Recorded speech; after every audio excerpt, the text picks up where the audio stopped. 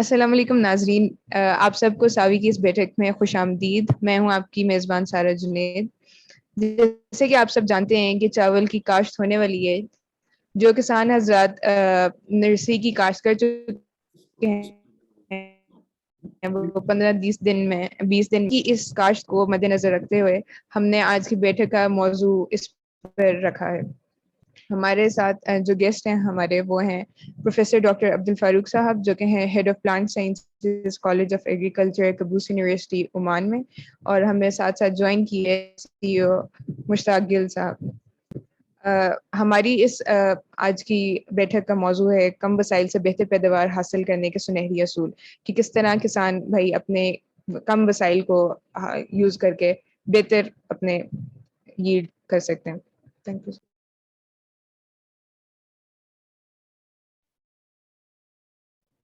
Over to you doctor Khalid. जी thank you, बहुत शुक्रिया। फर्स्ट ऑफ ऑल सारा थैंक यू, आज आपने प्रोग्राम को होस्ट किया। और मेरे ख्याल में ये हमारी अब क्या कहते हैं वो कि पलटना झपटना झपट कर पलटने वाली बात है कि साबी जो है, जो कि इतना इंपॉर्टेंट सब्जेक्ट है जिसके ऊपर सीरीज ऑफ इवेंट्स कर रही है।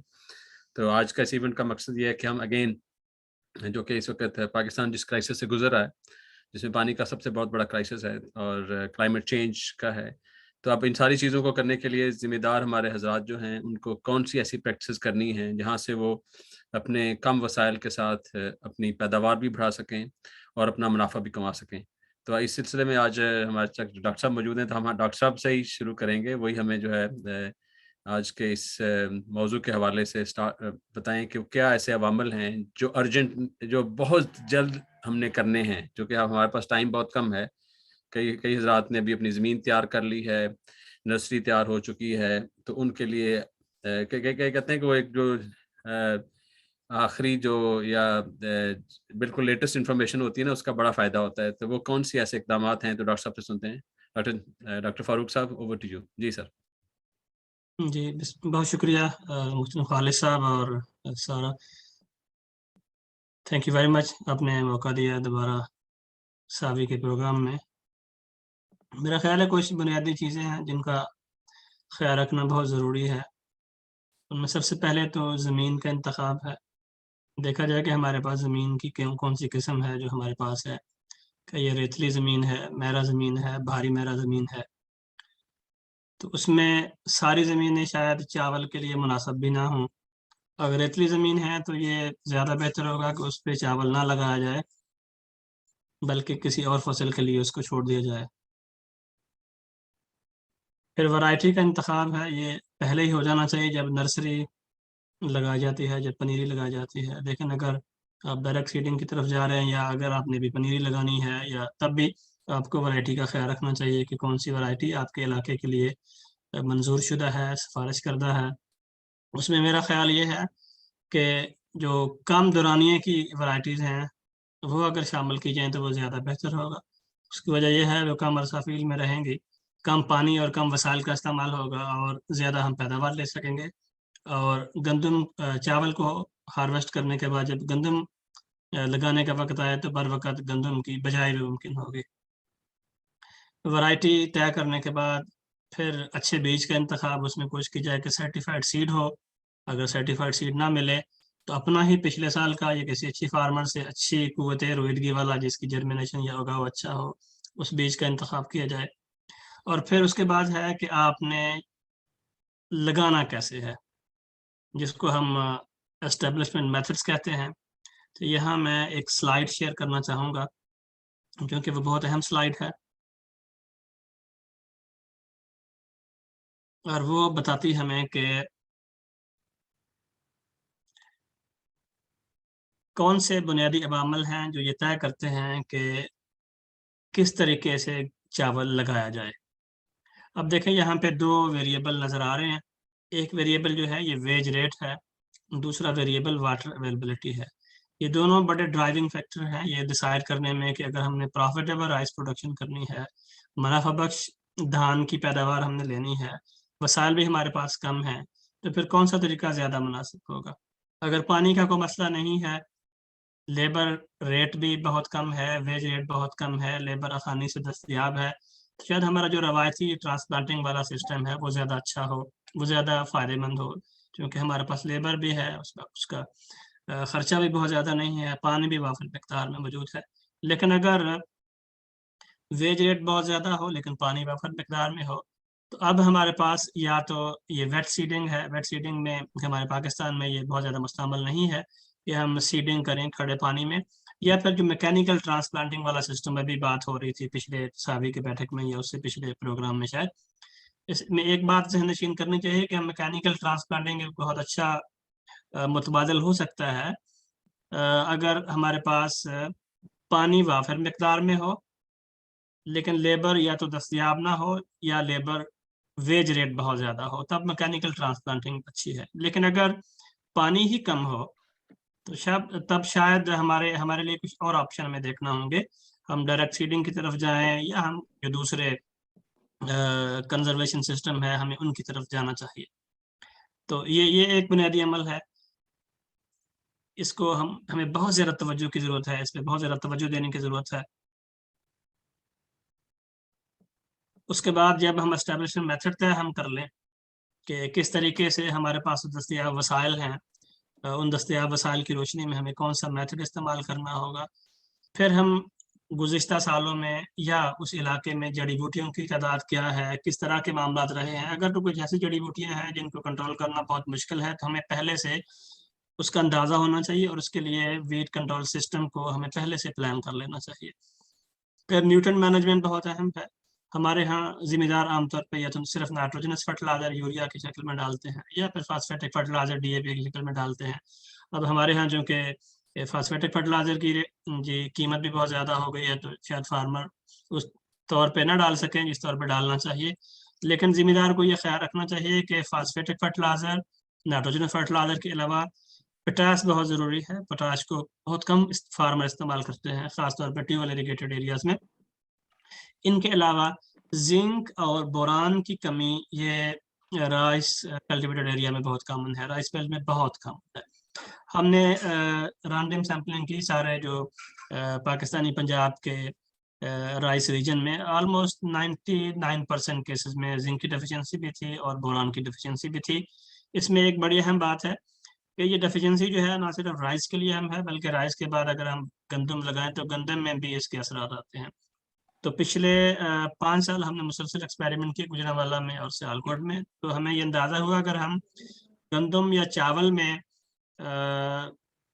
जो है वो बोरान और जिंक को अप्लाई करें सिफारिश करना मिकदार में, या गंदम को कर लें या चावल को कर लें, तो ये उसके रेजिडुअल इफेक्ट जो है वो नेक्स्ट क्रॉप के लिए भी काफ़ी होते हैं। तो न्यूट्रिएंट मैनेजमेंट बहुत अहम है, इसमें बैलेंस न्यूट्रिएंट मैनेजमेंट ये बहुत अहम है। एनपीके के अलावा माइक्रो न्यूट्रिएंट जिनमें जिंक और बोरान का इस्तेमाल है। कुछ इलाकों में हमने नोट किया कि मैंगनीज की डेफिशिएंसी, मैंगनीज भी एक माइक्रो न्यूट्रिएंट है, इसकी डेफिशिएंसी भी सामने आ रही है। तो कुछ एक्सपेरिमेंट्स में हमने देखा कि मैंगनीज अप्लाई करने से भी पैदावार में कुछ इजाफा है। बोरान की डेफिशिएंसी के हवाले से मैं 2 बातें दोबारा जिक्र करना चाहूँगा कि बोरान की डेफिशिएंसी से ना सिर्फ पेनिकल स्टिल्टी वाला अमल बहुत ज़्यादा बढ़ जाता है, बल्कि एक ब्लास्ट डिजीज़ है उसकी आने के इम्कान भी बढ़ जाते हैं। फिर वाटर मैनेजमेंट है कि पानी कब ज़्यादा लगाना चाहिए, कब कम पानी लगाना चाहिए। उसमें एक बात ज़िम्मेदारों के जहन में रहनी चाहिए कि राइस वाटर लविंग प्लांट ज़रूर है, लेकिन ये खड़े पानी में इसका सर्वाइवल जो है वो एडाप्टेशन मैकेनिज्म है। ये असल में इसका जो ओरिजिन है, इसकी जो इब्तदा है वो खड़े पानी में नहीं हुई। अल्लाह रब्बुल आलमीन ने चंद जो पौधे हैं उनमें राइस भी शामिल है, उनमें खसूसी एक कह लें कि एडाप्टेशन मैकेनिज्म डेवलप किया है, तरीकाकार है जिसके ज़रिए ये सारे बाकी पौधों के अलावा ये पत्तों के ज़रिए ऑक्सीजन लेते हैं, बाकी जो हैं वो जड़ों के ज़रिए ऑक्सीजन लेते हैं। क्योंकि ये खड़े पानी में है, इसमें स्पेसिफिक एक ख़ास अल्लाह रब्बुल आलमीन एक लेयर बनाते हैं सेल की, जिनके ज़रिए जो है वो हवा के ज़रिए ली जाए या पत्तों के ज़रिए ली जाए ऑक्सीजन जो है पौधों के बाकी हिस्सों तक पहुँचती है। तो अगर पानी ना भी खड़ा रहे तो ये राइस को कुछ नहीं कहता। राइस को या चावल को 2 मरहलों पे पानी की ज़रा ज़रूरत है, या 2 वजूहात की बिना पे पानी की ज़रा ज़रूरत है। सबसे पहले तो जड़ी बूटियों को कंट्रोल करने के लिए ज़रूरी है। टिलरिंग जो है ये जड़ी बूटियों के कंट्रोल करने के साथ साथ ही है ये। इसका मतलब ये कह रहा है कि अगर पहले 3 या 4 वीक जो है ये पानी अगर आप निस्बतन ज़्यादा दें और जड़ी बूटियाँ भी आप कंट्रोल कर लें, तो बाद में बेशक पानी आप ना भी ज़्यादा लगाएं, बर्तनों का पानी लगाएं, जिस तरह गंदों में पानी लगाते हैं, तो पैदावार में कोई फ़र्क नहीं पड़ेगा। लेकिन जब पौधा जो है वो रिप्रोडक्टिव फेज या फ्लावरिंग वाली स्टेज की तरफ जाए, गोब से पहले वाली कुछ दिन पहले, 1 आध हफ्ता पहले, तो उसके बाद फिर दोबारा निस्बतन ज़्यादा पानी चाहिए, सैचुरेटेड सॉइल चाहिए, ज़मीन नम रहनी चाहिए। तब से लेके ग्रेन डेवलपमेंट स्टेजेस तक ये 2 जो है मराहल ये बहुत अहम है। इनमें पानी की किसी किस्म की कमी का सामना चावल को नहीं करना चाहिए। इसके अलावा अगर पानी आप खड़ा ना रखें या बर्तनों का पानी लगाएं गन्नों की तरह, तो उससे कोई फर्क नहीं पड़ेगा। यह मैं एक बात वाज़ेह करना चाहूँगा कि जापान में पानी की कोई कमी नहीं है, हम सारे वाकिफ़ हैं। तो जापान में एक टर्म इस्तेमाल करते हैं इंटरमिटेंट इरिगेशन। इंटरमिटेंट फास्टिंग बड़ा ये नॉन कॉन्सेप्ट है, तो वहाँ पे इंटरमिटेंट इरिगेशन करते हैं। इंटरमिटेंट इरिगेशन जो अल्टरनेट वेटिंग एंड ड्राइंग ही की तरह की है। उसमें करते ये हैं कि पानी कभी लगाते हैं, कभी पानी नहीं लगाते। तो उसमें जो उनके ज़हन में बुनियादी चीज़ है या जिस चीज़ को वो सामने रखते हुए ये वो कॉन्सेप्ट लेके आए हैं, वो ग्रेन क्वालिटी है, पैडी क्वालिटी है, कि राइस का जो चावल है ये अच्छी क्वालिटी का बनता है। क्योंकि अगर आप खड़ा पानी रखेंगे तो ज़मीन में एनएरोबिक कंडीशन डेवलप हो जाती हैं, फ्री ऑक्सीजन अवेलेबल नहीं होती। लेकिन अगर आप एरोबिक कंडीशन रखेंगे यानी खड़ा पानी नहीं होगा, काफ़ी सारे जो है अज्जाए सगीरा या माइक्रोन्यूट्रेंट वो एनएरोबिक कंडीशन में उनकी दस्तयाबी ज़्यादा है, कुछ की एरोबिक कंडीशन में दस्तयाबी ज़्यादा है। तो ये इंटरमिटेंट इरिगेशन या मिड सीजन ड्रेनेज ये बहुत है। डिजीजेज और पेस्ट पे भी जो इंसेक्ट पेस्ट खास तौर पे है, इन पे तवज्जो देनी चाहिए। ये ख्याल रहना चाहिए कि पिछले सालों में उस इलाके में कौन सी बीमारियां आती रही हैं, बेकैनी बीमारी है इनके लिए, और बाकी जो फंगल डिजीजेज हैं इनके लिए ज़्यादा बेहतर है जब आप नर्सरी लगाएं तब आप फंजीसाइड से सीड को ट्रीट कर लें। अगर इसके अलावा कोई और बीमारी आई है जिस तरह बैक्टीरियल ये ब्लास्ट है, सर तो फिर सॉरी सर हमें क्वेश्चन नर्सरी की एज क्या होनी चाहिए ट्रांसप्लांटेशन के वक्त, और बस। आपकी आवाज़ कट के आ रही है, नहीं हो जो सवाल मैं समझा हूँ यह है कि ट्रांसप्लांटिंग के वक्त नर्सरी की एज क्या होनी चाहिए।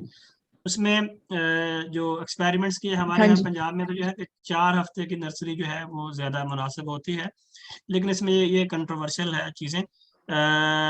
जो ज़्यादा एक्सपेरिमेंट बताते हैं अगर यंगर नर्सरी हो तो वो ज़्यादा अच्छे तरीके से आगे फील्ड में जाके परफॉर्म करती है। लेकिन ज़्यादा यंगर नर्सरी के ट्रांसप्लांटिंग के अपने मसाइल हैं। तो 3 से 4 हफ्ते वाली नर्सरी अगर वो मुंतकिली के काबिल है तो ये बेहतरीन है। 3 से 4 हफ्ते की रवायती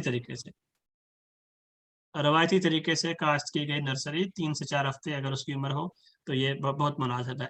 जितनी ज़्यादा उम्र होगी उसकी फिर ट्रांसप्लांटिंग शाख ज़्यादा होंगे, वो ज़्यादा टाइम लगेगी इस्टेब्लिश होने में, और फिर ट्रिलिंग कैपेसिटी जो है ये इससे मुतासर होगी।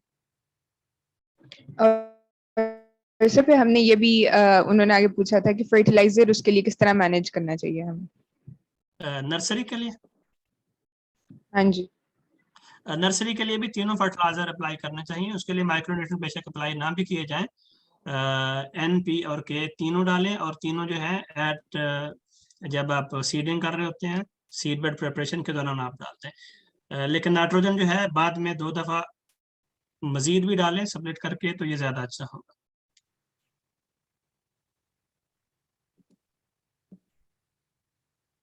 जी और कुछ सवाल?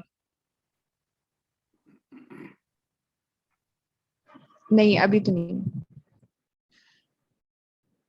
अच्छा ये इसके अलावा इसके जी सॉरी कुछ नहीं। गिल साहब से पूछना है कि अगर आपको कोई सवाल आते हैं तो आप भी पूछिए। तो गिल साहब खुद माहिर है माशाल्लाह। गुफ्तगू को आगे बढ़ाने के लिए आप म्यूट हैं गिल साहब। अब सुन सकते हैं जी मुझे? बिल्कुल बिल्कुल। तो मेरा डायरेक्ट क्वेश्चन ही, मैं तो बड़ा लिसनर हूँ आज इसमें डॉक्टर साहब की पूरी राइस प्रोडक्शन टेक्नोलॉजीज के बारे में। मेरा एक छोटा सा डॉक्टर साहब ने जो जिक्र किया और उस पर मैं होस्ट हमारे मैडम सारा आपसे कहूँगा कि हम पार्टिसिपेंट्स को, डॉक्टर साहब ने जो बात की है वो ये है कि राइस की जो है इसकी फिजियोलॉजी या क्रॉप फिजियोलॉजी ये ऐसी नहीं है कि इसको स्टैंडिंग वाटर में जो है ग्रो किया गया है, और इस कंटेक्स्ट में ये बहुत बड़ा नुक्ता है। और उसके बाद उन्होंने जापान की जो मिसाल दी है, वहां पर इंटरमिटेंट इरिगेशन जो करते हैं वक्फे वक्फे के बाद, और उसमें वो नेगेट करता है जो हमारा स्टैंडिंग वाटर में हम करते हैं, और यहाँ पर हम अल्टरनेट वेट एंड ड्राइंग की जो प्रैक्टिस है। तो ये एक बहुत बड़ा मैसेज है जो डॉक्टर साहब देना चाह रहे हैं। तो मैं ये पार्टिसिपेंट से भी ये रिक्वेस्ट करूंगा कि हम ये देखें कि हमारा जो ज्यादा पानी हम जितना वेस्ट कर रहे हैं, पिछले एक प्रोग्राम में ये हुआ था कि 5 टन पानी जो है वो हम यूज करते हैं जो 1 किलोग्राम ऑफ बासमती को जो है वो ग्रो करने के लिए। तो इसमें जस्ट ये जितनी एफर्ट है, जितना हम पानी करते हैं, कद्दू में खड़ा रहता है हर वक्त, उसको रखते हैं पानी के अंदर उसकी जड़ों को, वो सिर्फ ये है कि वीड्स को कंट्रोल किया जाए। तो उस बारे में हमें डॉक्टर साहब के इस मैसेज के हवाले से मैं जो है आपके प्रोग्राम की वसातत से ये अर्ज करूंगा कि अपने जो हमारे फार्मर जो है वो डॉक्टर साहब से इस किस्म के इस लिहाज से क्वेश्चन पूछें कि हम वो उस 5 टन को हम जो है एक जो है हम किलो ग्रो करने से हम 2 टन तक कैसे आ सकते हैं। उसका जो तरीका डॉक्टर साहब बता रहे हैं वो ये है कि भले उसमें एक तो नर्सरी की जो है उसकी एज, उसमें जो पिछले प्रोग्राम में भी हुआ था वो था कि तकरीबन कोई 18 से 20 दिन की जो नर्सरी है वो मैकेनिकल ट्रांसप्लांटिंग के लिए, और इस तरीके से अगर जो है पानी कम खड़ा होता है और राइस जो है वो बेड्स पर आता है, बेड्स की भी एक जो है एक ऑप्शन है। उस ऑप्शन में हम AWT में भी इजीली जा सकते हैं कि रेज्ड बेड पर सिर्फ पानी जो है वो फरोज में या रिजेस में होगा और बेड्स में पानी खड़ा नहीं होगा। तो ये एक चंद बेसिक क्वेश्चंस हैं जो मैं डॉक्टर साहब को ये करूंगा कि क्या फैक्टर्स हैं जिनको हम, बाकी दुनिया तो इसको खत्म कर रही है। डॉक्टर साहब आपने जापान की मिसाल दी, इंडियन हमारे कोलीग्स आप जानते हैं काफी एरियाज में वहां पर इसको प्रमोट किया जा रहा है। तो हम इसको यानी ज्यादा स्टैंडिंग वाटर को जो है हम किस तरीके से अवॉइड कर सकते हैं। तो ये मेरी 2 एक कंसर्न्स हैं जो मैं डॉक्टर साहब से भी और बाकी पार्टिसिपेंट से ये कहूंगा। और फिर आखिर में जहां बेड प्लांटिंग की मैंने बात की है, बेड प्लांटिंग पूरी दुनिया में जब ना सिर्फ रेज्ड बेड प्लांटिंग बल्कि परमानेंट रेज्ड बेड प्लांटिंग की भी बात हो रही है, PRB की, तो उस सिलसिले में जो है हमें हमारा जो है विदाउट वेस्टिंग टाइम हमें डायरेक्ट सीडेड राइस की डायरेक्ट सीडिंग में भी ये जाना चाहिए। ये बाकी डायरेक्ट सीडिंग में जो है वो ना सिर्फ पानी बचता है, बाकी प्लांट पॉपुलेशन और दूसरी प्रोडक्टिविटी भी बढ़ती है। तो इन फैक्टर्स को, हमारा मकसद सिर्फ ये है कि हम कम रिसोर्सेज से जो है वो राइस की ज्यादा प्रोडक्टिविटी आए। तो ये चंद एक इश्यूज हैं जो मैं डॉक्टर साहब को जो है देना चाहता हूँ कि आप अपने जो वर्ल्ड वाइड एक्सपीरियंस है, भले आपके कंजर्वेशन एग्रीकल्चर का फोरम है आमिर कसाम साहब के साथ या बाकी फोरम है जिनके साथ हम कर सकते हैं, अगर हम अब जो है गंदम में हम zero tillage, happy seeder, bed planting उनमें शिफ्ट हो चुके हैं, तो कोई वजह नहीं है कि हम राइस में भी उन टेक्नोलॉजीज को जो है वो इंट्रोड्यूस करें। तो ये मेरे चंद कंसर्न्स थे जो मैं शेयर करना चाहता था, और इस प्रोग्राम में डॉक्टर साहब से हम इसके बारे में डिटेल्स जानना चाहें। Thank you.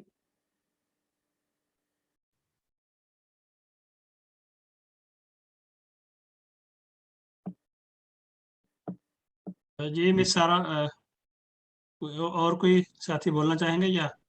रिग्जा वान यानी कि अपना हैंड रेज कर रही है, तो उनकी भी क्वेश्चन ले लेते हैं। जी अस्सलाम वालेकुम सारा, सर फारूक अस्सलाम वालेकुम। थैंक यू सो मच, बड़ी अच्छी डिबेट चल रही है। बेसिकली मुझे एक क्वेश्चन पूछना है कि बसावी की भी बहुत सारे फार्मर इस वक्त राइस सोइंग कर रहे हैं और पाकिस्तान में लेबर का बहुत इशू है। तो जो फार्मर अफोर्ड कर सकते हैं वो मैकेनिकल सोइंग की तरफ जा रहे हैं। तो बहुत सारे फार्मर्स ने इस वक्त मैकेनिकल सोइंग की हुई है। तो काइंडली आप जो नर्सरी की देखभाल है उसके ऊपर भी कुछ पॉइंट्स रेज करेंगे, किस तरह फार्मर अपनी नर्सरी की देखभाल कर सकते हैं जो ट्रेज में उन्होंने लगाई है। Thank you. जी बहुत शुक्रिया। वालेकुम अस्सलाम रिक्ता, थैंक यू वेरी मच, बहुत अच्छे बात देखा आपको। मेरा कोई मैकेनिकल ट्रांसप्लांटिंग की नर्सरी पे तो कोई एक्सपीरियंस नहीं बराह रास्त, तो शायद मैं इस पे कोई तबसरा ना कर सकूं क्योंकि मेरा नहीं इसका कोई एक्सपीरियंस। बाकी जो मोहतरम मुश्ताक साहब ने जो पॉइंट रेज किए हैं उन पे मैं, अगर आप इजाज़त दें तो गुफ्तगू आगे बढ़ाता हूँ।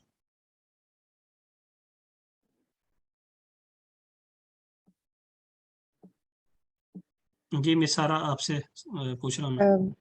या अभी कोई और क्वेश्चन नहीं है तो आप कंटिन्यू करें। जी थैंक यू। अच्छा, मुश्ताक साहब ने जो बात की, मैं असल में बात बताना चाह रहा था कि राइस असल में ये बिल्कुल ऐसे ही मीजोफाइट है, ये हाइड्रोफाइट नहीं है। मैंने इशारतन बात की उस पर।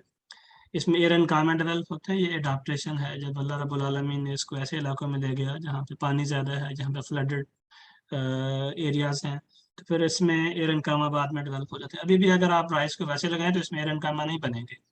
जो जो आप पानी का लेवल बढ़ाते जाएंगे इसमें फिर एयर एंड कामा बनते जाएंगे। ये साइंटिफिक फिजियोलॉजी है कि कैसे ये अडॉप्ट करता है खड़े पानी में। तो मेरे ख्याल में सबसे पहले तो जिम्मेदार के जहन से ये बात हमें निकालनी चाहिए। इसके लिए मास जो है वो एजुकेशन जरूरी है कि ये खड़े पानी वाला पौधा नहीं है। जिम्मेदार शायद ये समझता है कि अगर ये खड़े पानी में रहेगा तो फिर ज्यादा पैदावार होगी, अगर ना ज्यादा पैदावार नहीं होगी, अच्छी क्वालिटी वाली पैदावार नहीं होगी, ये उसके जहन से ये बात निकालना होगी। दूसरे हमारे पाकिस्तानी पंजाब में भी सक्सेस स्टोरीज हैं। ये सुल्तान भट्टी साहब, ये बिल्कुल कंजर्वेशन मेथड ही के बेसिक प्रिंसिपल को इस्तेमाल करके राइस को लगा रहे हैं। मैंने उनकी गुफ्तगू भी सुनी है, उनके एक्सपीरियंसेस से इस्तेफादा भी किया है। बरह रास्त उनसे मिलने का मुझे मौका नहीं मिला, लेकिन उनके मैं एक्सपीरियंसेस पढ़ता रहा हूँ। बिल्कुल वो रेज बेड टेक्नोलॉजी ही की तरह की टेक्नोलॉजी है, वो नो टिलेज टेक्नोलॉजी ही की तरह की टेक्नोलॉजी है। वो सीडलिंग ट्रांसप्लांट करते हैं। तो सीडलिंग ट्रांसप्लांट वाला जो मेथड है, नो टिल सीडलिंग ट्रांसप्लांट, इसी किस्म के मेथोडोलॉजी पे ये कंजर्वेशन एग्रीकल्चर के हमारे एक कोलीग हैं, मुश्ताक साहब, शायद उनसे वाकिफ हो, रिचर्ड बेल हैं ऑस्ट्रेलियन।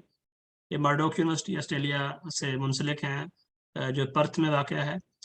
तो वो वहाँ पे एक प्रोजेक्ट कर रहे हैं ACIR फंडिंग से। तो वहाँ पे वो मैकेनिकल ट्रांसप्लांटिंग के बजाय ये नो टिल राइस ट्रांसप्लांटिंग और डायरेक्ट सीडिंग जो है, ये नो टिल डायरेक्ट सीडिंग, इसको प्रमोट कर रहे हैं। और उनसे मेरी बात हुई इस प्रोग्राम में आने से पहले भी। तो वो कह रहे थे कि वहाँ अगर वीड्स का इशू ना हो तो ये सक्सेसफुल हैं दोनों। तो वीड्स के लिए हमने पिछले प्रोग्राम में भी बात की थी कि हमारे पाकिस्तानी पंजाब में भी अगर वीड्स का इशू ये साल हो जाए तो फिर कोई वजह नहीं है कि ये सक्सेस स्टोरी ना बने। दूसरी जो वजह मैं समझता हूँ हमारे पाकिस्तानी पंजाब में इसके सक्सेस स्टोरी फिलहाल ना बनने की, हमारे यहाँ उसमें बदकिस्मती ये है कि हम काम शुरू करते हैं, किसी नतीजे पे पहुंचे बगैर इसको दरम्यान में रोक देते हैं। हालांकि उसको मंतकी नतीजे तक पहुंचाना चाहिए, देखना चाहिए मसाइल क्या है, उन मसाइल को हल करने के लिए कोशिश की जानी चाहिए। वीड्स का इशू है, हमारे पास हल मौजूद है, हमारे हमसाया मुल्क भारत में वो केमिकल मौजूद हैं जो कि लेप्टाक्लोरा या बाकी वीड्स जो वीड्स हैं उनको इफेक्टिवली कंट्रोल करते हैं। दूसरा जो बड़ा इशू है वो यह है, हमारे यहाँ पर्पजफुली डायरेक्ट फीडिंग सिस्टम के लिए वैरायटीज डेवलप नहीं की गई। हमारे में जो रवायती वैरायटीज अवेलेबल हैं हम उन्हीं को इस्तेमाल करते हैं डायरेक्ट फीडिंग के लिए। तो ऐसा नहीं होता है कि एक वैरायटी एक खास सिस्टम के लिए डेवलप की गई हो, उसी सिस्टम में वो चल रही हो, तो उसी सिस्टम के अलावा बाकी सिस्टम में भी वो खातर खा आपको फायदा दे। ये सवाल है, शायद मियाँ सलार साहब ने हाथ खड़ा किया है, उनको अनम्यूट कीजिए। Yes sir. जी मियां सलार अख्तर साहब, आप अपना सवाल पूछिए। अस्सलाम वालेकुम।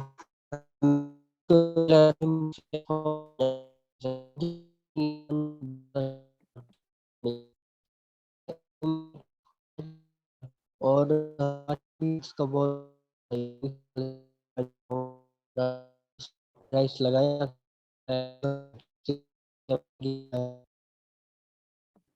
सलार साहब, आपकी आवाज सही तरह आ नहीं रही है। आप अपना क्वेश्चन टाइप करके चैट में लिखते हैं, मैं फिर पूछ लूंगी।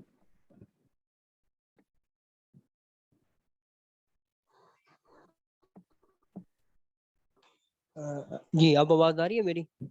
हाँ जी। मेरा सवाल ये है कि मेरा ताल्लुक है ज़िला रानीपुर से, साउथ पंजाब से। तो यहाँ पे पानी की बहुत ज़्यादा शदीद किल्लत होती है, हमारी नहरें चश्मई है, यानी कि सालाना तौर पे नहीं है। तो आया अभी राइस लगाया जा सकता है? और हमारे यहाँ भी डीला और समंकी घास का बहुत ज़्यादा मसला बनता है। अगर जिस तरह डॉक्टर साहब कह रहे हैं कि भी इसको पानी इतना ज़्यादा नहीं दिया जा सकता, यानी कि इतना ज़्यादा वाटर, यानी कि ये स्टैंडिंग वाला प्लान है, इस वाले में उसका लगा के भी लगाया जा सकता है, उसकी पैदावार में कोई कमी तो नहीं आएगी? जी मियाँ सारा साहब, मेरा ज़ाती ख्याल तो ये है, अगर आप मुझसे ज़ाती राय पूछें तो मैं राजनपुर में चावल लगाने के हक में नहीं हूँ, जबकि वहाँ पे पानी भी मुनासिब मिकदार में, वाफर मिकदार में मौजूद नहीं है। अब मुतबादिल फसलें अगर लगाएं तो शायद वो ज़्यादा प्रॉफिटेबल हो, तो आप उन्हीं फसलों को बेच के चावल भी ले सकते हैं। पहला जो बरह रास्त जवाब तो ये है। अगर पानी आप समझते हैं मुनासिब है, एडिक्वेट अमाउंट में अवेलेबल है, तो देखिए जो ज़मीन आपके पास है वो सैंडी सी ज़मीन तो नहीं है, रेतली तो नहीं है, वहाँ पे ज़्यादा रेतली ज़मीनें हैं। अगर रेतली ज़मीनें हों फिर मैं दोबारा कहूँगा आप वहाँ पे राइस नहीं लगाएं। अगर आपकी ज़मीनें भी रेतली नहीं है और पानी भी कुछ हद तक है आपके पास, फिर आप राइस लगा सकते हैं। फिर आप कुछ करें वहाँ पे जो है वो शॉर्ट ड्यूरेशन वैरायटी लगाएं, वक्त तो है अभी।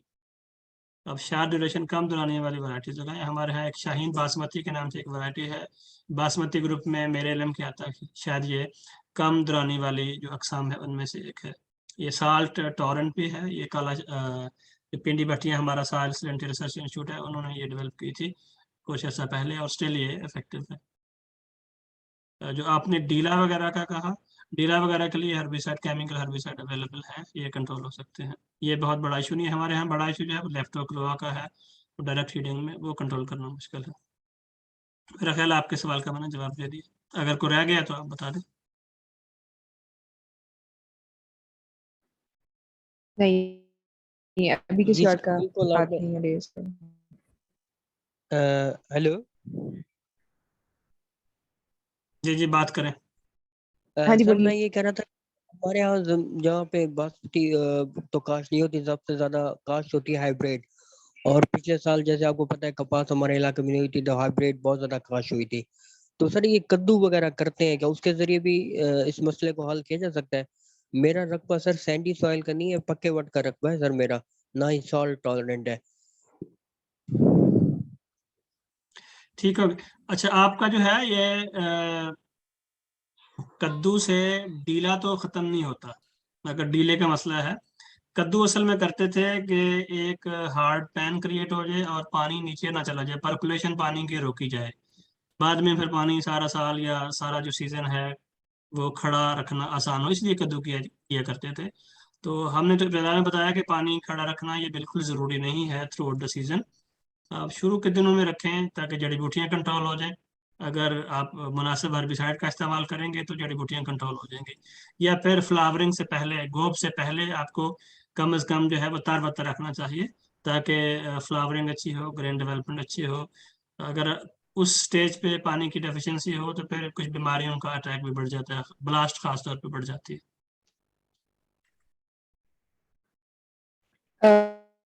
डॉक्टर साहब, हमारे फेसबुक से भी अब हम क्वेश्चन ले, तो वहाँ मोहम्मद उसामा रशीद पूछ रहे हैं कि हम वीड्स को किस तरह, जैसे घोड़ा घास है, हम उनको किस तरह कंट्रोल कर सकते हैं जबकि फसल में खड़ा पानी हो।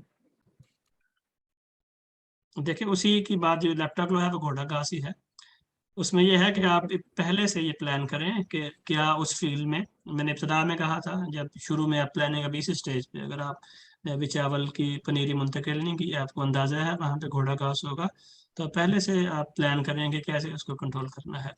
अगर आप शुरू के दिनों में मुंतकली के बाद आप मुनासिब हर्बिसाइड अप्लाई कर लें और पानी खड़ा रखें कम अज़ कम हफ्ता 10 दिन, तो वो कंट्रोल हो जाएगा। लेकिन अगर बाद में ये दोबारा आ जाए तो आप, इसका को फैक्टर हमारे पास बहुत अच्छा तरीका नहीं है ये, वैसे ट्रांसप्लांटेड और खड़े पानी वाले में ये कम होता है, ये डायरेक्ट फीडेड वाले सिस्टम में ज़्यादा होता है। उसमें पिछली गुफ्तगू में मैंने कहा था, जो पिछले से पिछले हफ्ते हुई थी, कि हमने कुछ इकोलॉजिकल मेथड इसमें इंट्रोड्यूस करवाए थे। उनमें ये था कि आप चावल से पहले आप सॉर्गम को लेके आए, सॉर्गम को एज ए फॉरेज, यानी आप गंदम को हार्वेस्ट करें, गंदम को हार्वेस्ट करने के बाद आप सॉर्गम लेके आए, उसमें सॉर्गम एज ए फॉरेज, जो कि जानवरों को डालने के लिए, जानवरों के फूड के लिए इस्तेमाल हम करते हैं। फिर सारगम को हार्वेस्ट आप कर लें, तो जिस फील्ड में आपने सारगम या ज्वार लगाई हो उसमें ये घोड़ा घास वैसे कम होगा, तो इससे अच्छी खासी इसकी जो है वो मिकदार कम हो जाएगी।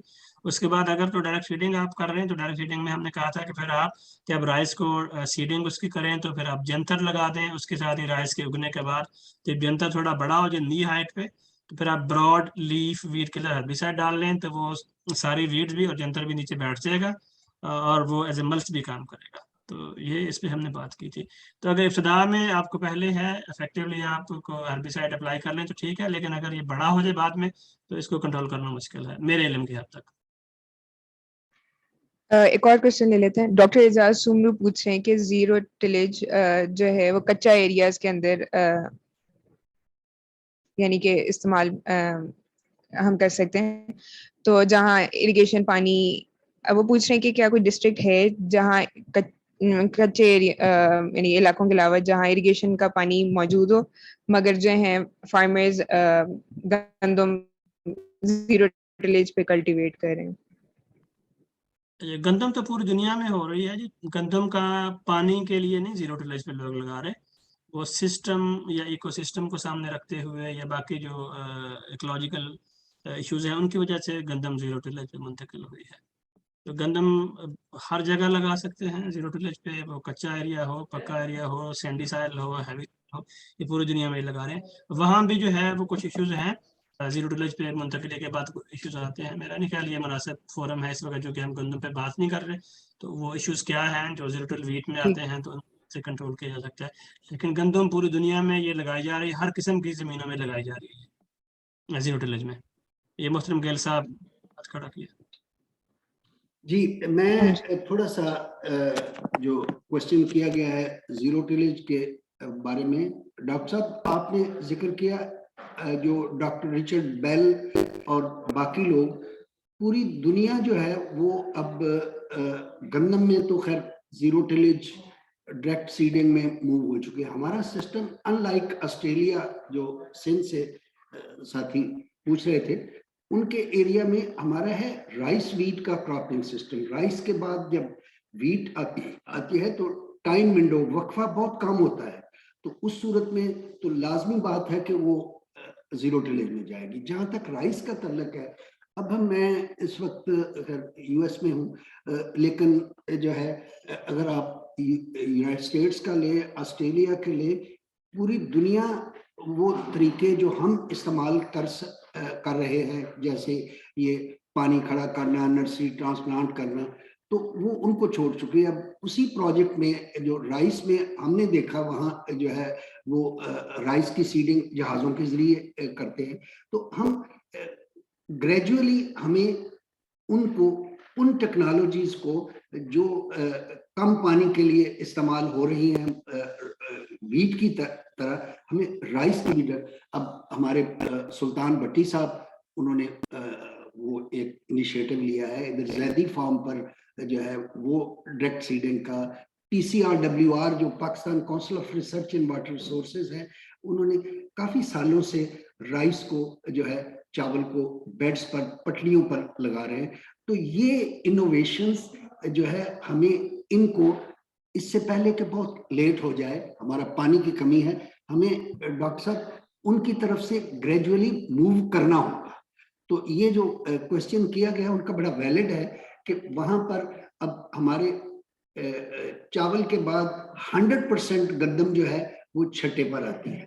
तो इसके लिए जहां वहां अब पंजाब में तो आपको बहुत ज्यादा फार्मर्स मिलेंगे, राइस फार्मर्स, जो गंदम के बाद, चावल के बाद गंदम में वो उनकी आ रही है जीरो टिलेज। तो राइस की भी जो प्रोडक्शन टेक्नोलॉजीज इस सिलसिले में है, उसके बारे में अगर यहाँ इस प्रोग्राम में रिक्जा अवान साहबा हैं, बाकी हमारे कुछ एक्सपर्ट्स वो देना चाहें, तो जिम्मेदार इस वक्त बेसिकली हमारा ट्रेंड जो है कि जिम्मेदार से ज्यादा सीखता है। तो अगर वहां पर कोई प्रोग्रेसिव ग्रोअर इन राइस के लिए आ रहा है, जो मैकेनिकल ट्रांसप्लांटिंग है या दूसरा, तो डेफिनेटली वो जिम्मेदार दूसरे से, तो उसमें अगर उनका एक्सपीरियंस कोई शेयर हो जाए तो दैट विल हेल्प। ये मेरी इसमें कंसर्न।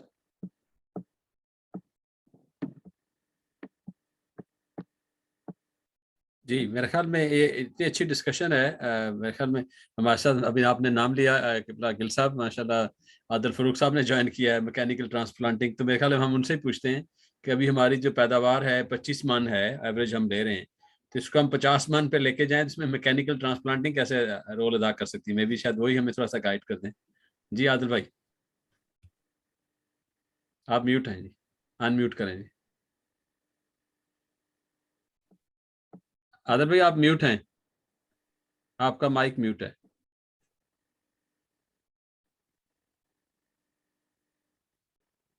आदिल साहब आपका माइक है जी, अब जी अब जी आ रही है आवाज? अब आ रही है, अब आ रही है। आदिल साहब हम आपको कर सकते हैं, बड़े मोस्ट अप्रोप्रिएट पर्सन जी। जो रिक्जा अवान साहब ने सवाल किया था, तो आदिल फारूक साहब से हम जानना चाहेंगे। जी सर, सॉरी पहले तो मेरे लेट ज्वाइन करने से। जी इंशाल्लाह मेरे ख्याल में प्लांटेशंस की पैदावार बढ़ाने से जो ऑलरेडी ले रहे हैं वो हम इसको मन बढ़ा सकते हैं, और इंशाल्लाह ताला विद प्रॉपर मॉनिटरिंग और ट्रांसप्लांटेशन जो सी है वो तादाद, जैसे कि पहले भी एक बैठक में बात हुई थी, तादाद भी इससे पूरी होती है। नंबर 2 इसकी जो पहले एरिया टू एरिया वेरी करती है, और आज हम डिफरेंट मॉडल डिस्कस कर रहे थे। डिफरेंट फार्मर्स जो के हमारे साथ 2018 से हम जिनके साथ वाबस्ता हैं और उनके फीडबैक्स दे रहे थे। तो आज एक बड़ी इंटरेस्टिंग चीज मेरे लिए जो इस साल पिछले साल हमने की थी, उसमें ये था कि जब हम ट्रांसप्लांटर्स के साथ लेजर लेवलिंग के बाद जब पानी हम छोड़ते हैं तो 48 आवर्स के बाद ट्रांसप्लांटिंग अगर उस पर वैसे ही कर दी जाए और उसमें मतलब कद्दू ना किया जाए, मोस्टली कई लोग कद्दू भी करते हैं। कद्दू एक तो वो खर्चा फार्मर का बच जाए, कद्दू के बगैर ट्रांसप्लांटिंग शुरू की जाए तो ऐसी जगहों पर एक तो मशीन ज्यादा बेहतर तरीके से चली है, और उसका रिजल्ट ये आया है कि उसकी जो पैदावार है वो भी बढ़ी। तो इस दफा इंशाल्लाह ज़ेदी फॉर्म्स पे हम 2-3-4 मॉडल से ये लगाएंगे, और उसके हवाले से हम इसको खुद भी मॉनिटर करेंगे। लेकिन जो सर्विस प्रोवाइडर्स जिन्होंने फार्मर्स कम सर्विस प्रोवाइडर थे, इस साल उन्होंने जो पिछले साल मतलब के उन्होंने की, उनसे हमने फीडबैक ली, तो उसके एक अच्छे रिजल्ट्स आए हैं। तो इससे हम जो सी पैदावार है डेफिनेटली हम बढ़ा सकते हैं विद एफर्ट, लेकिन टेक्निकली एरियाज को मद्देनजर रखते हुए हम बेहतर तरीके से अगर काम करें, फार्मर्स एजुकेटेड हो, अगर वो 80,000 पौधे लगा रहे हैं तो उस हिसाब से खाद भी डाले, खाद की कमी ना करे, मॉनिटर हो, सॉइल टेस्टिंग अगर वो करवा सके तो जमीन की करने से पहले सॉइल टेस्टिंग कर ले, तो उससे भी एक पता चल जाएगा कि जमीन को बेसिकली चाहिए क्या चीज। जब तक टोटल मैकेनिज्म से इस्तेमाल करें तो वेरी इजीली वो ये जो हल है, सिर्फ और सिर्फ ट्रांसप्लांटिंग ही एक वाहिद हल है जिससे आप प्रोडक्शन अपनी बढ़ा सकते हैं। बहुत शुक्रिया। जी थैंक जी you so Khan. Much Adil साहब, थैंक यू सो मच। अभी हमारे साथ अबुल फजल साहब भी मौजूद हैं, हमारे प्रोग्रेसिव फार्मर हैं। आदिल साहब थैंक यू सो मच, आपने बड़ा अच्छा इनपुट दिया। बेसिकली रिसेंटली हमारा सावी में ही हमारे सावी के फार्मर थे, उनके साथ एक्सपीरियंस हुआ। ये जो मैकेनिकल सोइंग है इसमें मैं ये शेयर करना चाहूंगी, बीइंग अ प्रोग्रेसिव फार्मर आप इसमें अपना इनपुट दे सकते हैं कि फार्मर को हमारी रिकमेंडेशन थी कि जो फफूंदी कुछ जहर है वो लगाना है, फिर अंगूरी मारे बगैर, क्योंकि मैकेनिकल सोइंग के लिए हम कहते हैं कि जो सीड है वो अंगूरी ना मारे। लेकिन फार्मर का जो जिन्होंने सोइंग की है, मशीन वाला बंदा, वो ये कह रहा था कि फफूंदी कुछ जहर लगाना ही नहीं है, डायरेक्टली हम बल के साथ मिला के सीड लगाएंगे और बाद में स्प्रे करेंगे। तो इस बारे में आप क्या कहते हैं? बहुत सारे फार्मर्स कंफ्यूज होते हैं क्योंकि वो जो मशीन वाला बंदा वो ये कहता है कि कुछ मशीनें ऐसी भी हैं जो गीले सीड की वजह से खराब हो जाती हैं, अगर सीड थोड़ा सा भी गीला हो या थोड़ा सा भी उसमें मॉइस्चर हो। तो वो ये रिस्क नहीं लेते कि उसको पानी में भिगोएं, फूंदी कुछ जहर लगाएं, फिर उसको सुखाएं।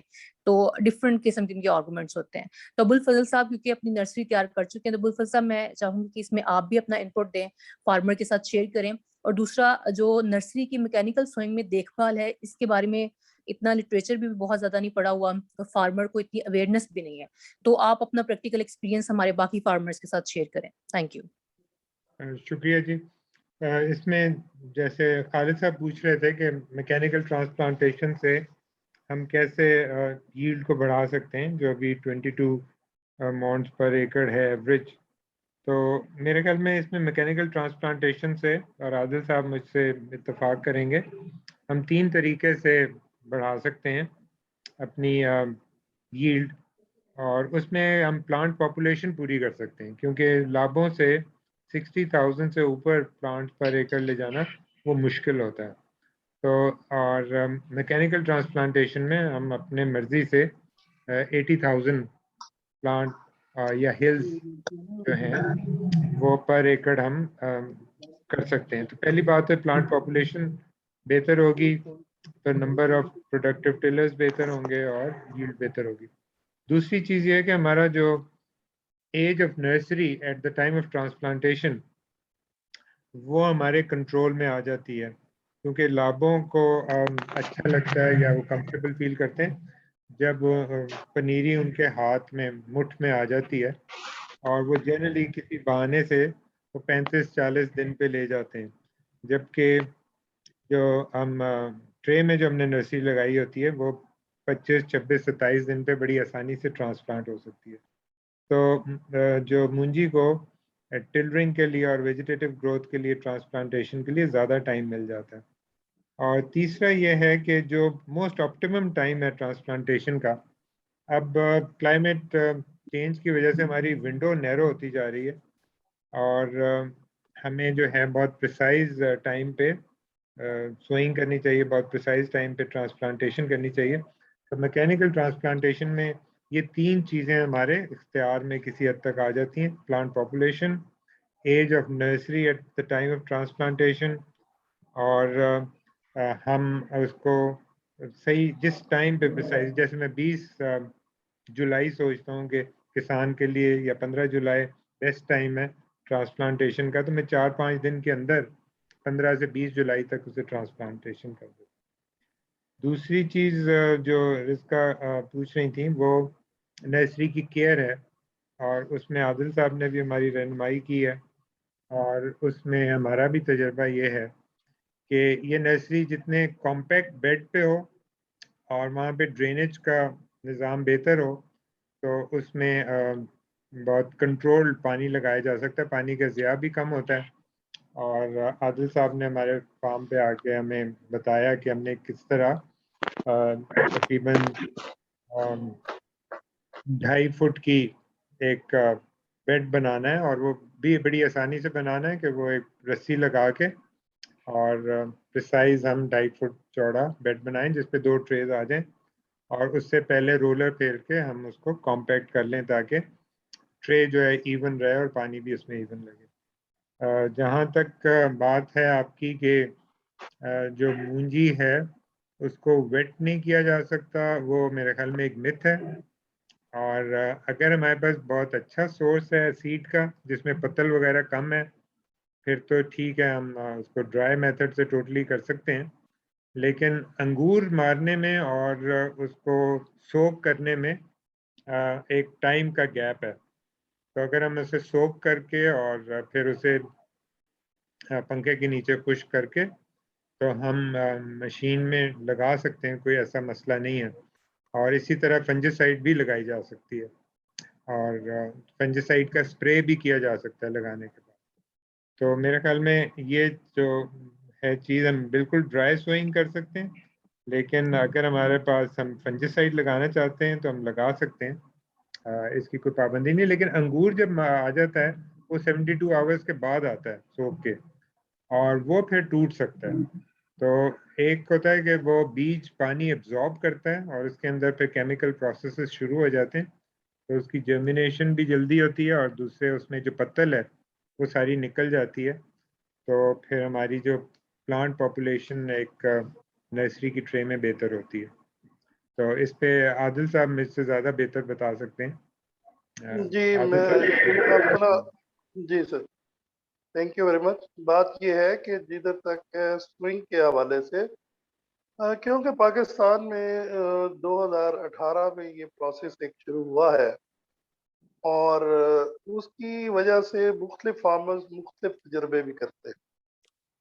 जिधर तक के आपने कहा है ड्राई स्विंग दूसरे स्विंग जैसे मुख्तलिफ तजर्बात है, लेकिन मेरे ख्याल में मैंने सबसे पहले 2018 में जब की तो चाइनीज फार्मर्स भी इधर आए हुए थे टेक्नीशियन भी आए, तो हमने उन्हें कहा कि जैसे चाइना में आप करते हो प्रोसेस तो वो खुद, तो उन्होंने इधर एक ड्रम पे वो जो बीज था उस पर डाल दिया ताकि उसमें सोप जितना भी है वो बाहर निकल आए और एक प्रॉपर जर्मिनेशन जो प्रॉपर सीड है उससे की जाए। वो फार्मर्स जो उनसे उधर थे उनको भी काफी परेशानी ये हुई कि हमारा इतना बीज बीज में खराब है, जैसे कि इसमें सीड्स में जैसे कि कहा गया है कि काफी कंपनीज के काफी तरह के हैं। तो नंबर 2 जो सी प्रॉपर सोइंग मशीन्स जो होती हैं उनकी अवेलेबिलिटी बड़ी इंपॉर्टेंट करती। शुरू में लोगों को परेशानी थी और वो कहते थे कि हमारा सीड ज्यादा लग रहा है, तो वो हमने एक बड़ा देसी सा मेथड ये डाला कि जो सीड वाली जगह थी उसमें भी थोड़ी सी मिट्टी मिक्स कर ताकि उसकी सीड्स कम आए और हम अपने एक्सपीरियंस के हवाले से 800 ग्राम्स 1000 मतलब 10 kg 8 kg और 12 kg की सोइंग्स की मुख्तलिफ तरीके से की जाए तो वो बेहतर। इस साल मुख्तलिफ जगहों पे हमने कंपोजिशन भी इस्तेमाल की है कि बाकायदा जो सी, क्योंकि कई जगहों पे ट्रांसप्लांटेशन का मेन सब्जेक्ट जो सा है वो सोइंग पे है और ऐसी जगहों पे यहाँ पर ज़मीन अगर हल्की है और खाली उस पे ही सोइंग की गई है और वो बीज की मकदार सही नहीं है तो लोगों ने खाद डाली है मुख्तलिफ चीज़ की है, तो उसकी वजह से वो प्रॉपर रिजल्ट नहीं आए। इधर तो फार्मर विजिलेंट था उधर रिजल्ट्स आ गए, इसलिए उसकी सॉइल टेस्टिंग करके कंपोजिट एक जो है मुख्तलिफ वेजिटेबल्स का या मुख्तलिफ चीज़ों को मिलाकर जिसमें आप गोबर भी इस्तेमाल कर सकते हैं। गोबर को और मिट्टी को अगर आप डंप कर छोड़ें ताकि वो एक कंपोजिशन उसकी है जब टाइम आए तो उसको कर लें। इस तरह फिर जैपनीज टेक्नोलॉजीज और चाइनीज टेक्नोलॉजी में थोड़ा सा फर्क है। वॉक आफ्टर जितनी भी है वो चाइना से मूव ऑन नहीं है।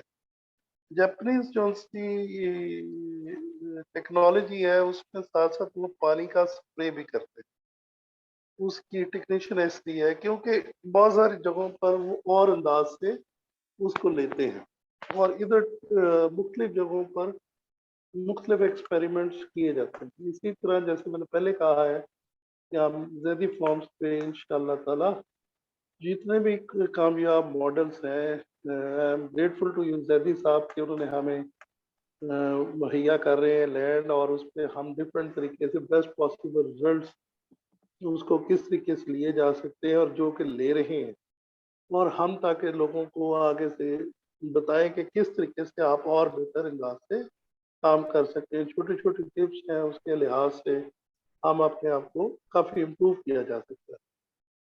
इसलिए कोई मुश्ताकिल ऐसी साहब बात नहीं है, कुछ कहना चाहते ये इसलिए मुश्ताकिल ऐसी कोई साहब बात कुछ कहना चाहते जी अच्छा आप जरा आदिल साहब मुकम्मल कर ले, मैं उनके बाद जी आदिल साहब। जी इसलिए इसलिए जहाँ तक ये कहना कि इसलिए बहुत सारे फार्मर्स के दिनों में ये चीज़ होती है कि अगर आपने उसको अगर लगा दिया जहर लगा दिया उसको उसकी कि ये पेस्टिसाइड से बच जाए, तो कईयों के एक्सपीरियंस बहुत अच्छे हैं। कईयों ने अगर प्रॉपर लुक आफ्टर उस तरीके से नहीं किया तो वो उसकी वजह से वो नुकसान है। अदरवाइज कोई ऐसी है सच कोई रॉकेट साइंस नहीं है कि अगर आप कर रहे हैं तो आपका रिजल्ट ठीक नहीं आ रहा। तो वो कुछ खर्चे बचाने के लिए भी लोगों को सेटिस्फाई करने के लिए भी सर्विस प्रोवाइडर खुद भी नए हैं। अभी इतना ज्यादा नहीं है। सबसे पहले तो हमने सर्विस प्रोवाइडर्स तो तकरीबन 42 सर्विस प्रोवाइडर वॉक आफ्टर से हमने ट्रेन किए थे 2019 में 18 में अगर मैं कहूँ। उनमें से चंद लोग जो से परफेक्ट जिस तरह हम जिस तरह समझाते थे उस तरह काम करते थे, लेकिन फार्मर्स भी कहीं उस पर खुश नहीं होते थे। वो कहते थे नहीं, इस तरह नहीं, हमारी कॉस्ट बढ़ जाएगी, मुख्तलिफ करें। लेकिन हम उनको सिर्फ मोटिवेट करते रहे कि आपके कुछ लोगों के रिजर्वेशन ये थे कि ये पौधा उगना ही नहीं है। तो जब शुरू में हमने मुख्तलिफ जगहों पे लगाई पूरे पाकिस्तान में, तो लोगों को यकीन हुआ कि नहीं यार, पौधा उग जाता है। तो इस तरह अब ये है कि थॉटफुल प्रोसेस लोगों में, फार्मर्स से शुरू हो गया है कि हमने इससे बेस्ट पॉसिबल यील्ड ले सकते हैं और हमने किस तरह इसको मजीद इम्प्रूव करना है। मेरे ख्याल में ये बहुत हेल्दी साइन। जी गिल साहब। बहुत शुक्रिया जी। जहां तक मैडम रिक्जा वान साहबा ने जो क्वेश्चन रेज किया था, उसमें मेरी अभी ये जो एक आदिल फारूक साहब ने और डॉक्टर अबुल फजल साहब ने बात की है, आज जो है 25 तारीख से जैदी फार्म पर हम मशहूर हैं अपने इनके आदिल फारूक साहब की दाऊद एग्रोज और जैदी साहब के फार्म का, कि यहाँ से अभी 25 जून से नर्सरी की ट्रांसप्लांटिंग का जो है वो प्रोसेस शुरू हो गया है और ये एंड ऑफ सीजन तकरीबन 150-200 एकड़ पर 150 एकड़ पर ये करते हैं मुख्तलिफ वैरायटीज। तो मेरी इस हवाले से सब काश्तकार जो मैकेनिकल ट्रांसप्लांटिंग में आते हैं, तो वो अगर कोई नज़दीक वाले उस एरिया के जैदी फार्म के हैं तो इसमें वो उसको विजिट करें, उनके साथ बात कर सकते हैं, इंटरेक्ट कर सकते हैं। और बिल्कुल आदिल फारूक साहब ने और डॉक्टर अबुल फजल साहब ने बहुत प्यारी बात की कि जब तक हेल्दी नर्सरी और प्रॉपर एज की नर्सरी नहीं होगी, हमें वो ऑब्जेक्टिव्स मीट नहीं कर सकेंगे। तो मेरी गुजारिश है कि जो mission Zaidi farm doctor Abul Fazal साहब और दाऊद एग्रो के इन्होंने शुरू किया है, आदिल फारूक साहब ने, उसमें सावी एक अपना ये एक प्लेटफॉर्म मुहैया कर रहा है, जिसके लिए ये है कि हम चाहते हैं कि जितना भी एरिया मैकेनिकल ट्रांसप्लांटिंग में आता है, भले वो कैपेसिटी बिल्डिंग हो, सर्विस प्रोवाइडर की, काश्तकार की, नर्सरी रेजिंग में, एज ऑफ नर्सरी, तो उसके लिए वो एक ओपन स्कूल है जो आज से शुरू हो रहा है। वहाँ पर वो प्रोसेस, उसके लिए डॉक्टर साहब का फॉर्म, मेरी गुजारिश है कि वहाँ पर हमारे यंग प्रोफेशनल्स, स्टूडेंट्स आए, एकेडमिया आए, ताकि हम, और ख़ासकर जो ख़वातीन हैं हमारे, वो लोग वहाँ आते हैं तो वो एक ऐसा एरिया होगा कि जिसके लिए इतनी, अभी राइस का सीजन शुरू होगा, एक्चुअल ट्रांसप्लांटिंग जो है वो शुरू होगी आफ्टर वीक और सो, जब मानसून फुल स्विंग में आती है। तो इसके लिए ये एक बहुत अच्छा प्लेटफॉर्म है, जिसके लिए हम सावी भी फैसिलिटेट कर रहा है। तो हम जो है ये बैठक भी, मेरी गुजारिश होगी कि इनको हम, जो राइस का प्रोडक्शन सीजन है, इस पर ये प्रोसेस कंटिन्यू करें, और ये एक हमारे लिए अच्छा स्टेप होगा। और लास्टली जो मैं गुजारिश करूंगा वो ये है कि अब हम यहाँ पर हमारा जो इसमें फाइन ट्यूनिंग है, आदिल फारूक साहब तो काम कर रहे हैं नर्सरी की इंडिजिनाइजेशन में। कल को सवाल होगा कि जी जो हमारी जो है, अगर हम फार्म एक्सचेंज हो रहा है स्पेंड इसमें जो है, जो खासकर राइडर टाइप के कॉस्टली जो है, तो उसमें इंडिजिनाइज भी ये हो जाएंगे। तो ये एक अच्छा जो है फोरम जैदी साहब के फॉर्म पर और ये शुरू है।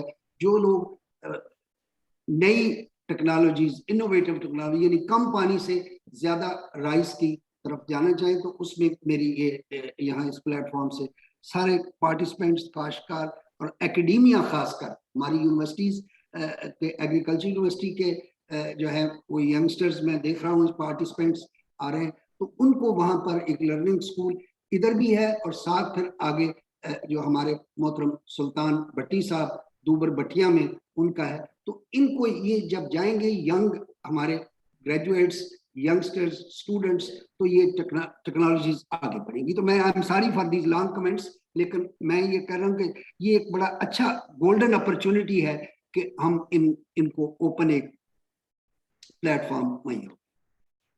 Thank you sir, thank you Adil साहब, गिल साहब।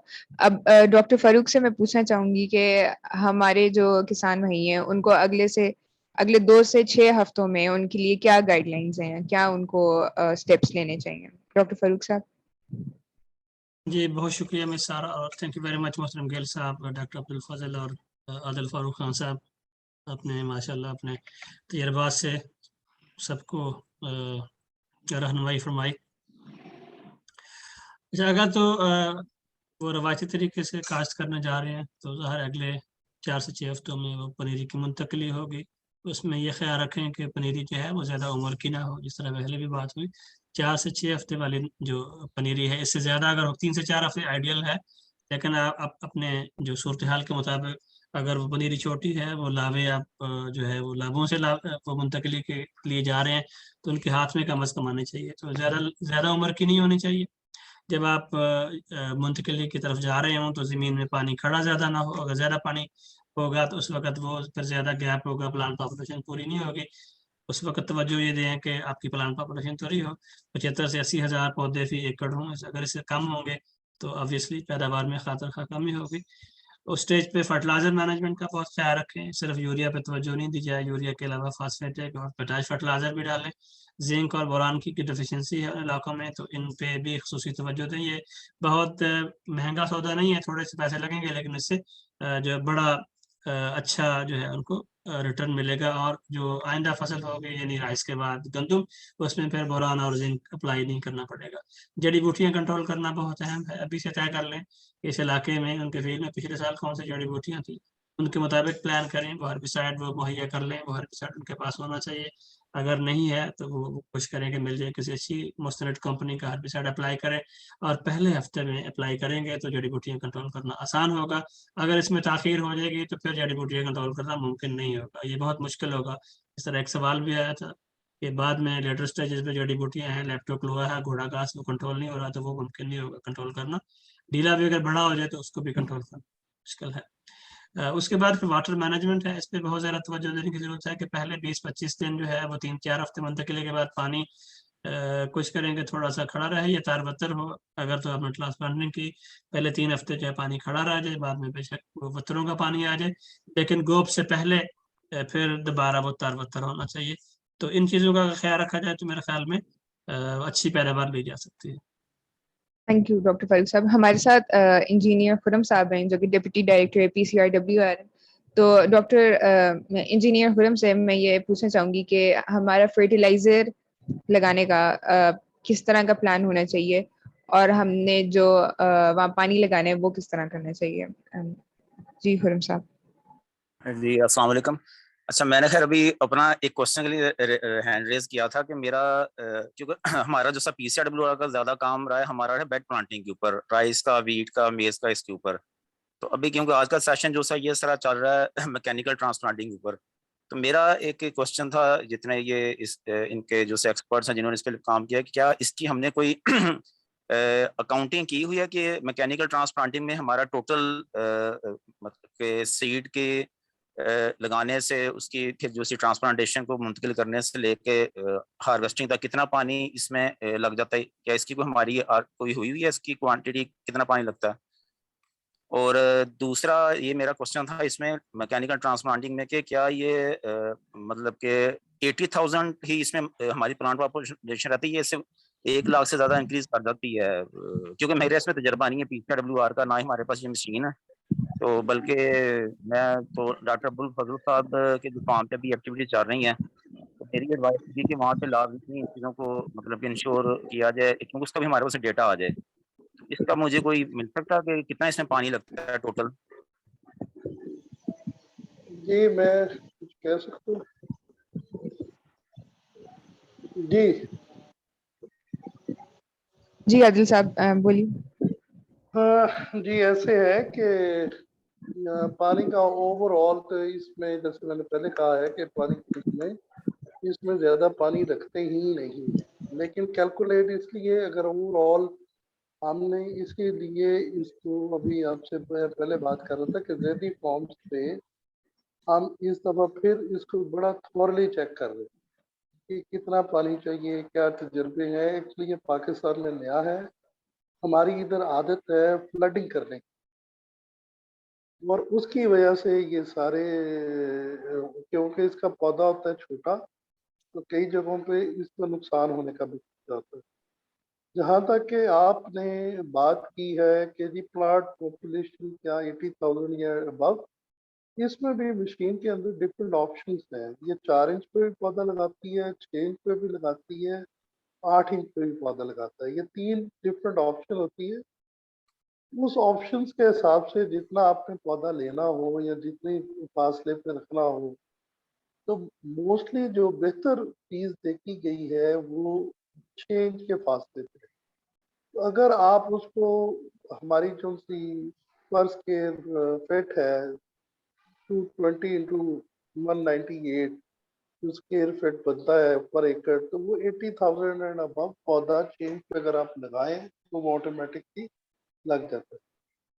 हाँ, बाज़ जगहों पर हमने ऐसा भी किया है कि अगर कहीं पे मतलब कि अगर पौधा 80,000 है तो चंद पौधे मतलब कि अगर मशीन ने लैंड की लेवलिंग प्रॉपर होने की ना होने की, क्योंकि ये इसने तो एक सीमत से लगाते जाना है। इस मशीन का ये नहीं है कि अगर कहीं से थोड़ा बहुत वेरिएशन हो, डिग करनी हो तो ऑटोमेटिकली इसके सेंसर वो काम कर जाते हैं।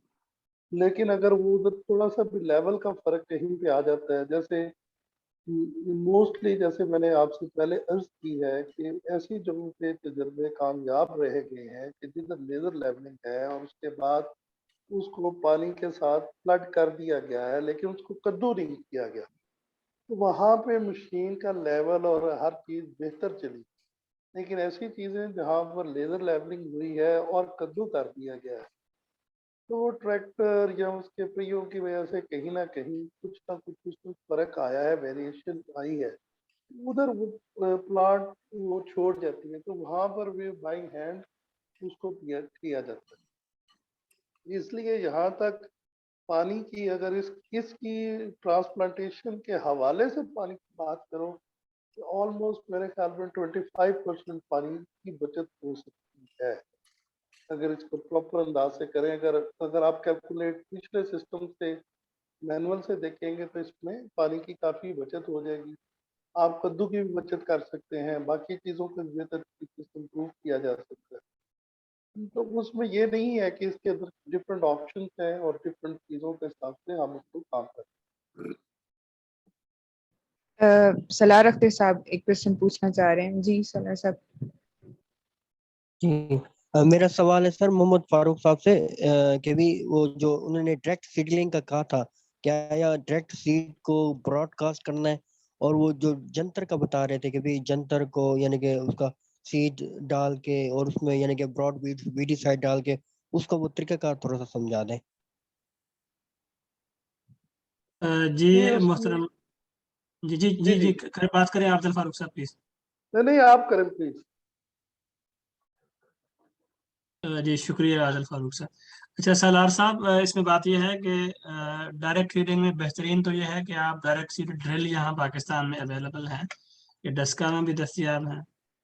तो वो आप अगर मुहैया हो सके तो वो दी बेस्ट वो है। ब्रॉडकास्ट बहरहाल वो अच्छा तरीका नहीं है राइस की डायरेक्ट सीडिंग का। लाइन सोइंग अच्छी है तो लाइन सोइंग ज़ाहिर ड्रिलिंग से होगी, डायरेक्ट ड्रिल मौजूद है। तो अगर वो नहीं है आपके पास तो आप कुछ करेंगे, एक फोरा हुआ करता था या केरा, वो इस तरीके से लाइनों में अगर लगाएंगे तो ज़्यादा बेहतर होगा। दूसरा जंतर लगाने का तरीका है, जब ये राइस उगाए तो राइस के उगने के बाद फिर आप जो बिटवीन लाइंस हैं, राइस की लाइनों के दरमियान आप जंतर को लगाएं, उसको ब्रॉडकास्ट कर दें लाइनों में। जब ये नी हाइट या घुटने की हाइट के बराबर इसकी जो है वो प्लांट हाइट हो जाए जंतर की, फिर आप ब्रॉड लीफ वीड किलर जो वीडिसाइड हैं, जो ब्रॉड लीफ वीड्स को किल करने के लिए इस्तेमाल होती हैं, उनका स्प्रे कर दें। तो जंतर जो है वो किल हो जाएगा और वो नीचे बैठ जाएगा ऑर्गेनिक मैटर या नामियाती मादे के तौर पे। वो पानी की जो है वो एवेपोरेशन का भी कम करेगा, जड़ी बूटियाँ जो होंगी वो भी उसके साथ ही मर जाएंगी और दब जाएंगी। तो इस तरह ये काम करता है। मेरा ख्याल है आपके सवाल का जवाब है। बहुत शुक्रिया। यहाँ मैं हमारे साथ इमरान शेख साहब हैं जो कि सस्टेनेबल राइस के ऊपर एक एक्सपर्ट हैं। मैं उनसे कहूँगी कि आपके पास अगर कोई क्वेश्चन है या आप कोई कमेंट देना चाहते हैं आज की गुफ्तगू पे तो आप प्लीज शेयर कीजिए। प्लीज मैडम आप ना ये बता दें, मेरी जमीन करलाठी है गई है, तो उसमें कितने बोरी जी जिप्सम बहुत शुक्रिया जी, डालने चाहिए? मेरा कोई क्वेश्चन नहीं है। हमीद तारिक साहब, हम आपके सवाल पे 1 मिनट में जाते हैं, पहले इमरान साहब बात करें। जी इमरान साहब। जी मैंने कहा जब डॉक्टर फरूक साहब बोल रहे हो तो किसी की जी राइस शुक्रिया। के ऊपर जरूरत नहीं है। और मैं बाकी ये चीजें जो आदिल साहब बता रहे हैं, फरूक आदिल साहब, और ओवरऑल जो चीजें हैं, देखिए 2-3 चीजें हैं कि हम प्रैक्टिकली क्या करना चाहते हैं और थ्योरेटिकल क्या चल रहा है। तो 2-3 चीजें हैं कि एनवायरनमेंट फ्रेंडली जो है ना, वो तो सबको DSR चाहिए, लेकिन इकोनॉमिक फ्रेंडली जो है ना, वो आपका मैकेनिकल ट्रांसप्लांटर ही है, जिसके ऊपर फार्मर की परसेप्शन भी बेहतर है। इसको आप रिफाइन करें, इसको आप जितनी अच्छे तरीके से स्टैंडर्डाइज करें, ये फार्म टू फार्म डिफरेंट हो सकता है। और बहुत सारी ऐसी चीजें हैं कि ये मैं ज़ाती तौर पे समझता हूँ कि हमें अब प्रैक्टिकल चीज़ों की तरफ आना चाहिए। और मैं इस चीज़ से इख्तलाफ करता हूँ कि मैकेनिकल ट्रांसप्लांटिंग में 25% वाटर सेविंग होती है। ये मेरा ख्याल है थोड़ी सी ज़्यादा है। हाँ, अगर आप AWD ट्यूब लगाएं मैकेनिकल ट्रांसप्लांटिंग के साथ तो आप 35% तक वाटर सेविंग कर सकते हैं। दूसरा, अगर आप रोटावेटर वाटर टाइड यानी कि जो पानी में जो रोटावेटर अगर आप उसके जरिए ज़मीन तैयार करेंगे तो आपका पानी का लेवल डिस्टर्ब नहीं होगा। और हमें वाटर फिल्म की तरफ जाना चाहिए, पॉन्डेड वाटर की तरफ नहीं जाना चाहिए। तो अगर आप चैन और हल जो आपके देसी तरीका है उसके साथ कद्दू करके तो आप मशीन के साथ लगाएंगे तो आपको खातिर का फायदा नहीं होगा। आप चाहिए ये कि आप रोटावेटर के साथ उसको जमीन को तैयार करें और उसमें AWD ट्यूब लगाएं तो आप 35% तक वाटर सेव कर सकते हैं।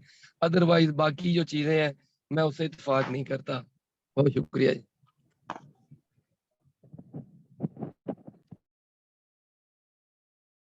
शुक्रिया इमरान साहब। जी हमीद तारिक साहब, आपने कोई सवाल पूछना था, पूछिए। मैम मेरी जमीन थोड़ी ना हल्की है, उसमें ना कनक तकरीबन 35 से 40 मन हो गई थी। मैं ना उसमें चावल काश्त करना कायनात किस्म, उसमें जिप्सम कितनी डालनी चाहिए ये बता दे प्लीज।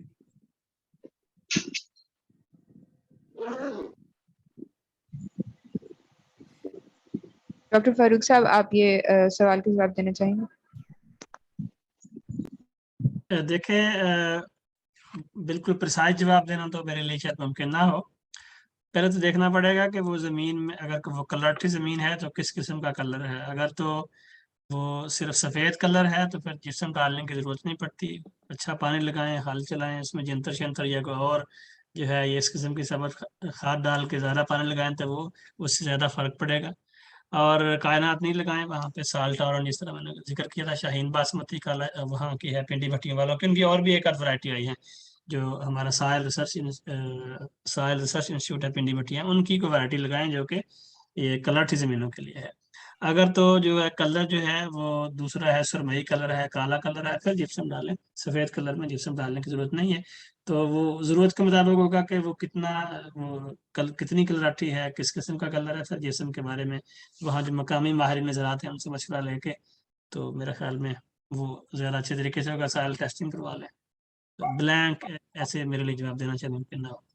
शुक्रिया जी शुक्रिया। मुश्ताक गिल साहब ने हाथ रेज किए हुए। मुश्ताक गिल साहब, मैं आपसे ये भी कहूंगी कि हमारा वक्त खत्म होते जा रहे हैं, तो आप अपने कमेंट्स देने के बाद रैप अप भी कर दें। मैडम जस्ट मैं जो है वो जो अभी बात की है डॉक्टर फारूक साहब ने उसका जवाब दे दिया है। मैं हमीद तारिक साहब से रिक्वेस्ट करूंगा कि वो पहली फुर्सत में अपनी जमीन की टेस्टिंग कराएं, सॉइल टेस्टिंग कराएं, और उसके बाद उनको पता लगेगा कि कितनी अमाउंट में कब और कैसे जिप्सम या इसके अलावा बाकी जो है उसकी ट्रीटमेंट, और दूसरा इसी साल मैं बाकी जहां तक बात हुई है अभी इमरान शेख साहब ने भी बात की है। डॉक्टर फारूक साहब, आपको याद होगा जब मैंने इरी आपके साथ विजिट किया था तो वहां पर लेजर लेवलिंग के बारे में बड़ी डिबेट हुई थी, वहाँ सेमिनार हुआ था लास बेनियोस में, आप उसमें थे। तो उसमें एक ये था कि ड्राई लेजर लेवलिंग और वेट लेजर लेवलिंग की कॉन्सेप्ट इरी से हुई थी। ड्राई लेजर लेवलिंग में तो हम जो है वो पूरी पाकिस्तान, पंजाब में इन बिग वे जा रहे हैं, और मेरा ख्याल है कि राइस का कोई भी, पैडी का एक भी फार्मर ऐसा नहीं होना चाहिए जो लेजर लेवलिंग के बगैर चावल काश्त करे, भले वो मैकेनिकल ट्रांसप्लांटिंग में तो मस्त है, बाकी जो है जिस तरीके से लेजर यानी जमीन पर कंप्यूटर फरा के तो फिर मुंजी लानी है, ये चीज दे रही है। दूसरी चीज जो मेरी, एक इमरान शेख साहब ने बहुत इंपॉर्टेंट इशू रेज किया, उसमें अब ये है कि ये हमारे पास जो रोटावेटर, जो पडलर ये है, इसको इसके ऊपर जो है वो रिसर्च करने की जरूरत है। ये रिसर्चेबल क्वेश्चन है, और उस पर हम ये करेंगे कि उस रोटावेटर पर हम लेजर का मास्ट अगर करते हैं तो वेट लेजर है, यानी जब वो रोटावेटर चल रहा है, जब वो वीड्स को कंट्रोल कर रहा है, तो उसी लम्हे वो जो है राइस की जो है वो लेजर लेवलिंग भी साथ होती जाएगी। That it will be additional point. तो ये हम इस पॉइंट से, जहां बाकी चीजें आई हैं, ठीक है, बेड जो हमारी जो है अपना DSR में अभी टाइम लगेगा, लेकिन मैं सबकी इतला के लिए अभी चंद 2 साल पहले 1000 DSR ड्रिल जो है वो एक पार्क का प्रोजेक्ट था, उसको एशियन डेवलपमेंट बैंक 20 ईयर कर रहा था, डॉक्टर शाहिद मरहूम उस पर काम कर रहे थे। तो उस सिलसिले में लोगों ने 1000 DSR ड्रिल जो है वो ली, सर्विस प्रोवाइडर्स भी थे, पूरे कंट्री में वो DSR ड्रिल हुई, और उसके बाद हमें बताया गया कि जी वो फला हर्बिसाइड, वीडिसाइड वो अवेलेबल नहीं है, जो नहीं हो रहा। तो उसके बाद वो ड्रिल है। तो मेरी गुजारिश है कि अगर इस चीज को, ड्रिल का कसूर नहीं है, सिर्फ ये है कि वीड्स कंट्रोल नहीं हो रही है, तो इस पर फर्दर जो हमारी जो है रिसर्च की जरूरत है। तो इन 2 पॉइंट्स के साथ लास्ट पॉइंट जो मेरा है कि सबसे पहले सबने बताया सॉइल टेस्टिंग जो है वो मस्ट है। ये बड़े दुख की बात है कि हमारे पंजाब में इस वक्त 1% से भी कम फार्मर हैं जो अपनी सॉइल टेस्टिंग कराते हैं। तो इसके लिए सॉइल टेस्टिंग की टेक्निक्स भी आ चुकी है, रेडीली अवेलेबल जो है rapid soil testing kit available है, जिसमें हमारा सावी सैकान के प्लेटफॉर्म से हम कर सकते हैं। लेकिन इसके लिए हर एक को आगे आना होगा, ताकि हम कम पानी से, कम खाद से, कम पैदावारी लागत से हम जो है वो मैक्सिमाइज कर सके इसकी प्रोडक्शन। तो ये मैं जस्ट वाइंड अप जो कलमात इसमें, ये जैसा मैडम आपने कहा, इसमें मैं ये जो टेक होम मैसेज जो है वो, जहां डॉक्टर फारूक साहब ने बातें की, इमरान शेख साहब की इनपुट आई, आदिल फारूक साहब ने, और सबसे बढ़कर जो डॉक्टर अबुल फजल साहब की मैकेनिकल ट्रांसप्लांटिंग की थी, ये हम सब के लिए ये मैसेज है कि अब हम इस चैलेंज को एक्सेप्ट करें और आगे चलें। Thank you sir. हमारे सारे एक्सपर्ट्स को बहुत बहुत शुक्रिया हमें ज्वाइन करने के लिए। ये सावी बैठक अगले हफ्ते फिर से होगी, तब तक के लिए।